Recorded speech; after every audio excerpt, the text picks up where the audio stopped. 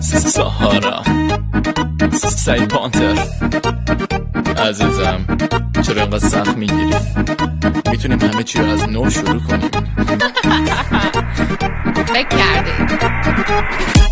فکر کردی با یه دختر تیتیش مامان طرفی، یه دختر نازی با ناخونای صدفی. فکر کردی اگه بری بدون تو میمیرم، ولی نه زنده میمونم و حال تو میگیرم. با خودت فکر کردی اگه بری دیوونه میشم، فکر کردی غم میاد و میشینه تو خونه پیشم. با خودت گفتی اگه بری بی تو سکته میکنم، نمیدونی که اصلا دیگه به تو فکر نمیکنم.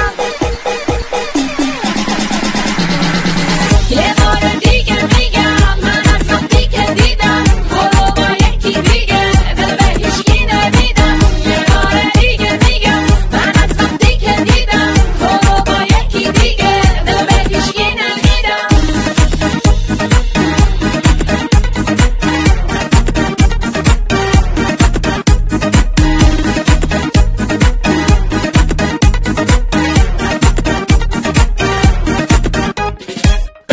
نگو منو نمیخواد دلت اخمو نباش، آخه نمیاد بهت بدون نمیاد هیچ کسی جات تا زندم. بابا اینا که دیدی همشون جاس فرندن، پس ناز نکن بیا برگرد پلوم. میدونم که بدون من نمیاری دووم، بیا برگردونیم روزای رفته رو، حال کنیم با هم دیگه آخر هفته رو. بس کن عشقم لج بازی نکنین، قلب من گناه داره باش بازی نکن. آخه که میتونه مثل من نازتو بخره، گولت بزنه سری دلتو ببره، توی پروفایلش بذاره عکساتو، توی مهمونی ول نکنه دستاتو. فکر نکن کسی رو تو دلم را میدم، برگرد خوشگل من روانیتم، برگرد من روانیتم.